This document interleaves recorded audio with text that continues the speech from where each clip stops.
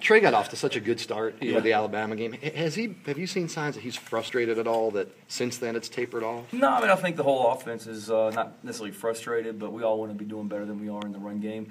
Same time, we're 6-1. I've said it before. We got to do what we got to do to win games. But no, I mean surely Trey would have liked to have put together more games, more successful games than since that Alabama game. But I'm not worried about him. We had great practice today. The off week was good for us to really, hone in on some things and get better. And the only thing I've talked to Trey about is just get out there and, have fun.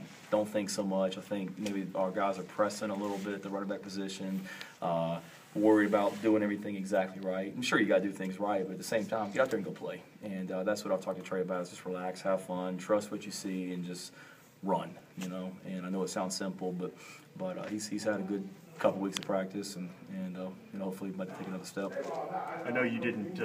I didn't get a chance to listen to it, but I saw on Twitter today that you talked to Greg Burton about some kind of new recruiting strategy you guys are embarking upon. What did you discuss? Tell me exactly what you told him. Not really. I just talked about new areas. Greg's trying to hype up. That's how he termed it. Yeah, exactly. Yeah.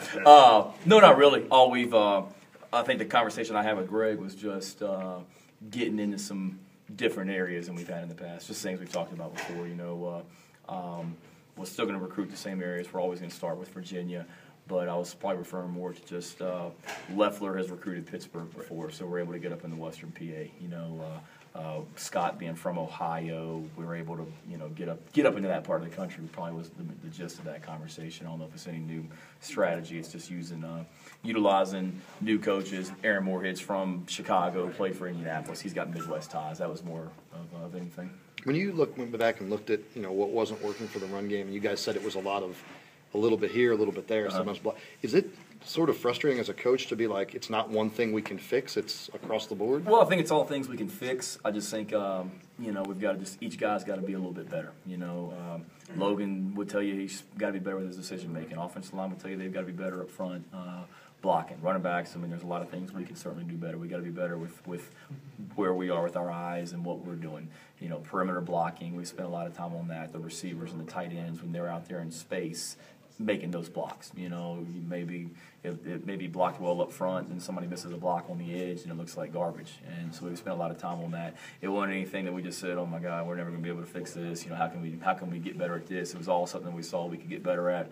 We spent a lot of time last week working on perimeter blocking, working on the tailback, quarterback, meshes in the backfield, things like that. And it wasn't anything where you just said, "Oh my God, we're so far away." It's one of those things that you're intrigued.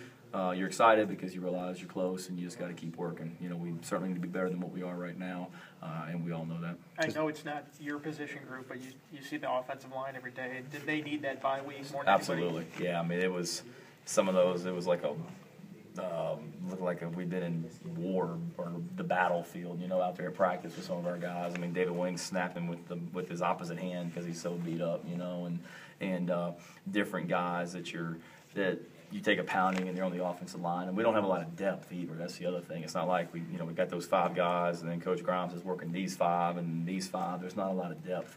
So those 2 guys are taking a lot of reps in practice. We practice at a fast tempo, so practices are hard. They're not easy for them. We practice physical. That's got to be that's always been our edge at Virginia Tech, is trying to be more physical than other teams. So we practice that way, and that adds up. So you certainly they needed it. We all needed it, but those guys certainly needed it more than anybody. Is JC 100% now? Or I think he's as close as he's been. We were watching some video against him against Western Carolina. He looked like me out there running. He had no business being out there, which isn't good. I probably look better than he did against Western Carolina. Georgia Tech, I would say, in my opinion, he may tell you differently, but I think he was probably closer to 75% against Georgia Tech. North Carolina, I think he was probably around 80. Pittsburgh was the first time I really thought he looked like the J.C. Bowl. And we can talk about the run game all we want. Getting him where he's 100% healthy will, without a doubt, help us. His reps have increased each game. He's shown flashes. He did some good things out there today in practice. 100%, J.C. Coleman is certainly good for our run game. There's no doubt about it. Mentally, is he all